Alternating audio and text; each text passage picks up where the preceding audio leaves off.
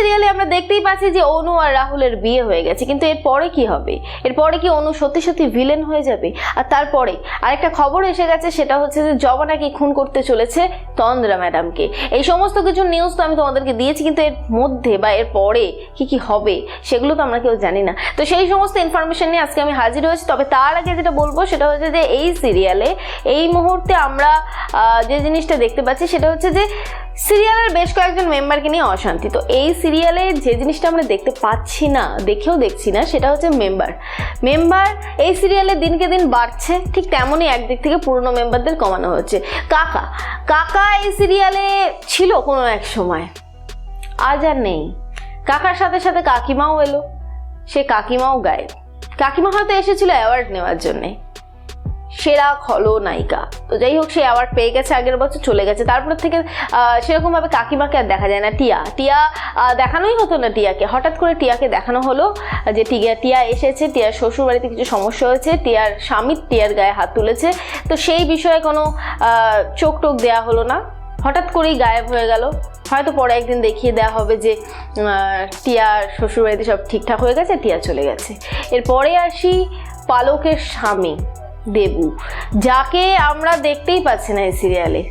জানি না সে কোথায় আছে, হয়তো অন্য কোনো কাজে ব্যস্ত আছে। তবু সবসময় শোনা যাচ্ছে যে সে অফিসে আছে, নাইলে সে ঘরে আছে, কিন্তু কোনো সময় তো তাকে একটু দেখানো যেতেই পারে, তাই না?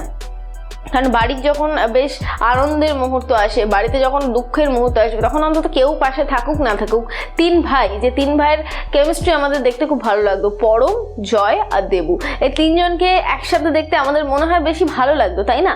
তবে এখন কিন্তু এই দুই ভাইকে দেখা যায়, বাকিদের দেখা যায় না। তারই পাশাপাশি তোমাদেরকে জানিয়ে রাখি তিন্নি ও তান্না বহুদিন আগে চলে গেছে।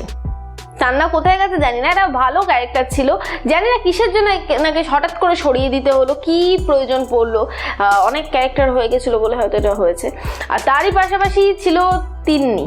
তো তিন্নিকে দেখিয়ে শুনিয়ে দেওয়া হচ্ছে যে তিন্নি প্রেগনেন্ট, আর কোনো তার দেখা নেই।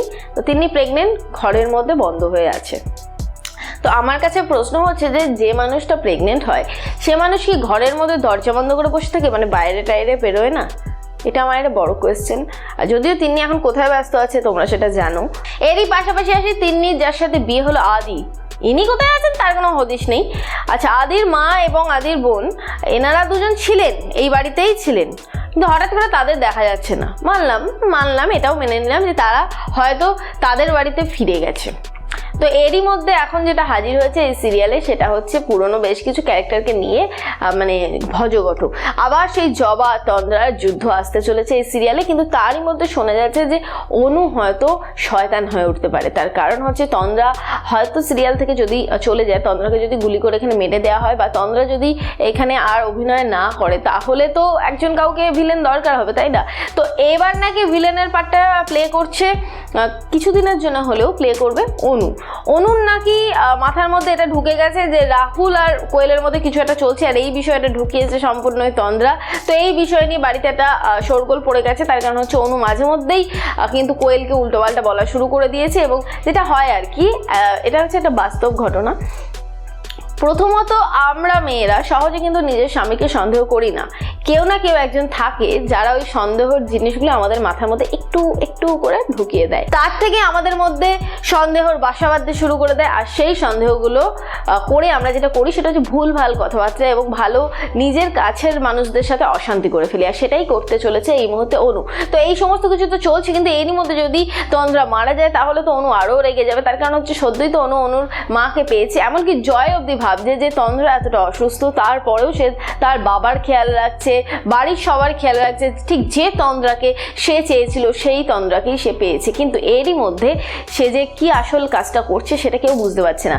কিন্তু জবা জানতে পেরেছে যে বড়বাবুকে দিয়ে কোনো কিছু কাগজে সই করানো হয়েছে, কিন্তু কিসের কাগজ সেটা বড়বাবু বলতে পারেনি। এমনকি বড়বাবু ভেবেছিল যে এই সইটা হয়তো সে জবাকেই করে দিল, কিন্তু সেটা যে আসলে ছিল তন্দ্রা, সেটা কিন্তু এখন অবধি ধরা পড়েনি। কিন্তু জবা এবার সন্দেহ করা শুরু করেছে, আর এই সন্দেহ করতে করতে জবা হয়তো জানতে পারবে তন্দ্রার আসল সত্যি। আর তারই মধ্যে কিন্তু কোয়েল রয়েছে যে একদম ভেঙে পড়বে। প্রথমত, কোয়েল নিঃস্বার্থভাবে ভালোবেসেছিল রাহুলকে, সেই রাহুলকে ছেড়ে দিয়েছে এবং রাহুলকে বিয়ে করে নিয়েছে অনু হ্যাপি আছে। কিন্তু কোয়েলের দুঃখ থাকলেও কোয়েল কিন্তু নিজের মতো নিজে আছে এবং ভালোভাবে সবার সাথে মিশে আছে, এমনকি এমনটাই মনে করছে সে যে রাহুল শুধুমাত্র তৈরি হয়েছে অনুর জন্য আর অনু তৈরি হয়েছে রাহুলের জন্য।